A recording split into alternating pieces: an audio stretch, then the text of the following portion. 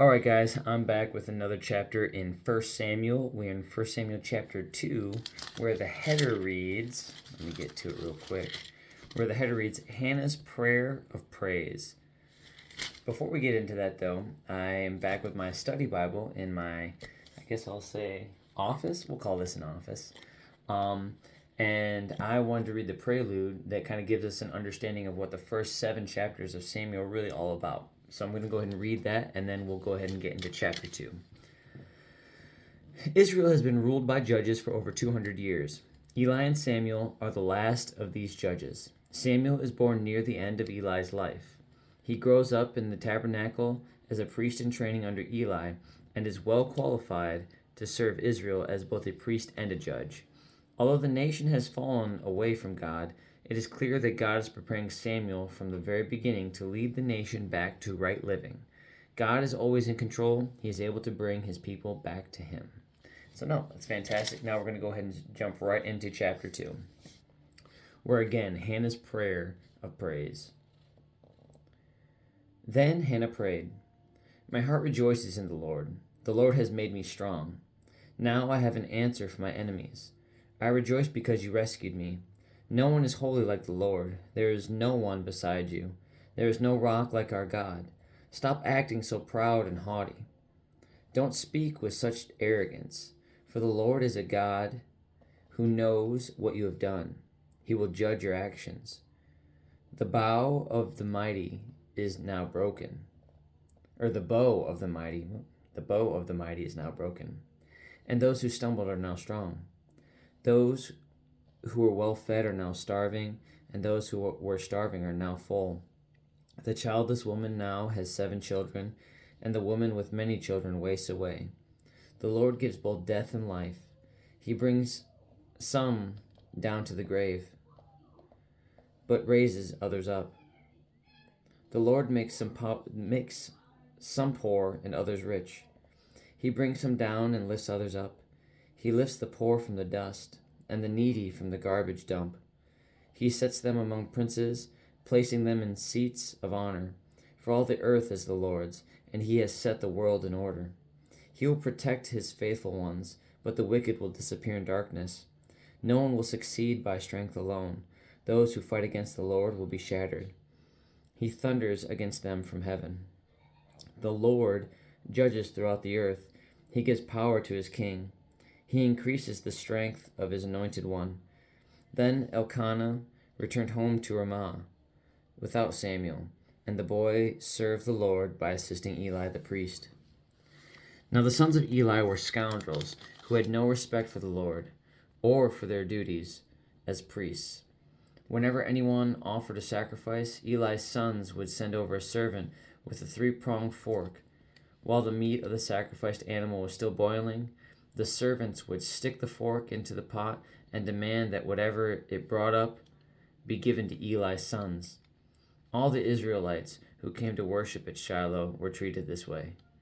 Sometimes the servant would come even before the animal's fat had been burned on the altar. He would demand raw meat before it had been boiled so that it would be used for roasting. The man offering the sacrifice might reply, "Take as much as you want, but the fat must be burned first." Then the servant would demand, "No, give it to me now, or I'll take it by force." So the sin of these young men was very serious in the Lord's sight, for they treated the Lord's offerings with contempt. But Samuel, though he was only a boy, served the Lord. He wore a linen garment like that of a priest. Each year his mother made a small coat for him and brought it to him when she came with her husband for the sacrifice.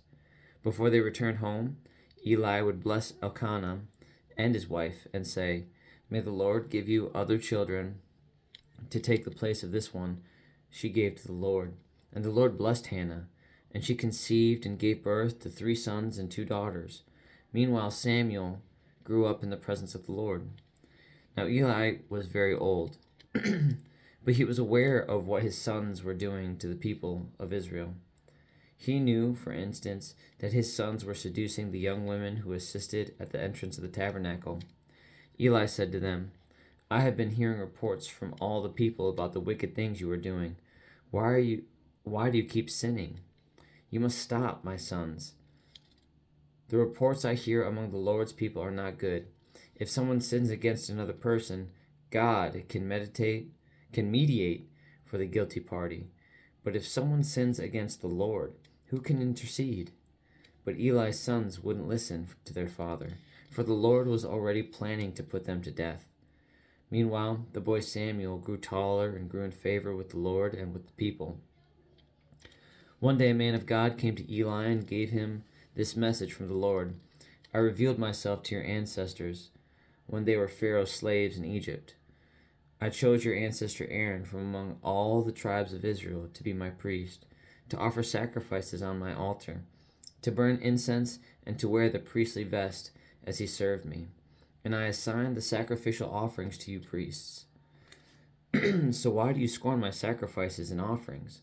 Why do you give your sons more honor than you give me?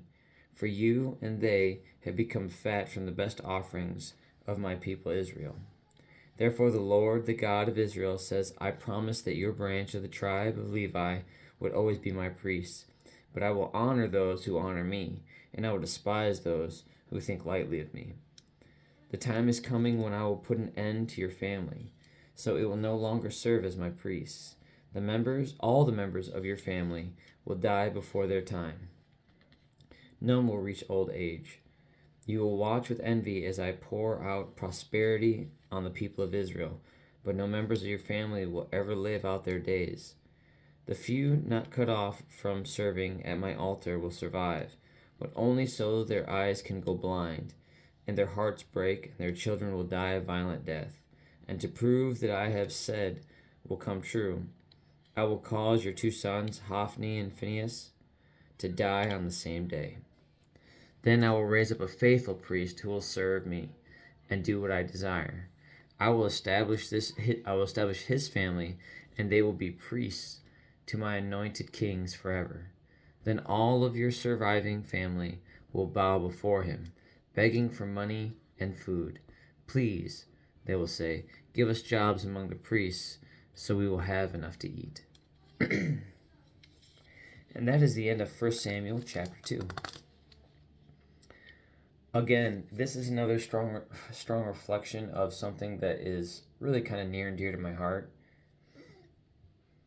The sins of the father fall to the son.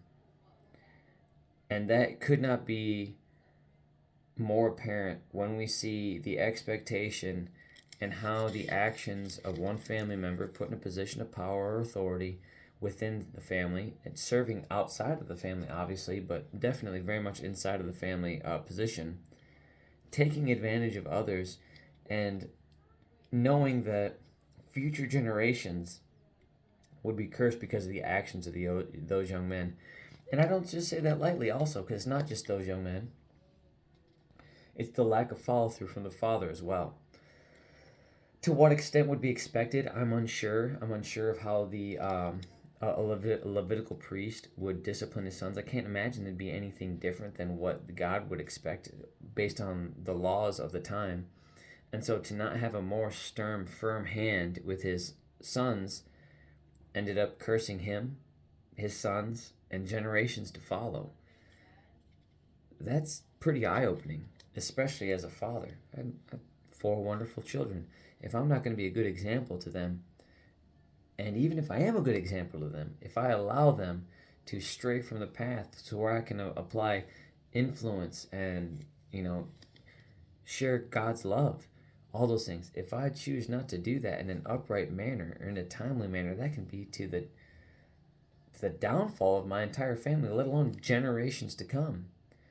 And I think that's a very humbling message to give to really anybody. I mean, I naturally gravitate towards men simply because that was a fatherhood role, and this very much is, that's the position that I'm most accustomed to, being a father and husband and head of a household. And so it's humbling. It's humbling that your choices on how you support and how you discipline your children even can have such a great impact on not only them, but the generations to come. So I will do my best to not spare the rod, spoil the child, and teach love and mercy and thankfulness as to avoid the pitfalls that can happen when you don't have God's intention or God's will for your life in your heart. And that's clearly what it was. So, on that note, have a good night. God bless. I love you. Jesus loves you. And I'll be back for chapter 3 of 1 Samuel, where the header reads, "The Lord speaks to Samuel." Have a good night and God bless, guys. I'll see you tomorrow.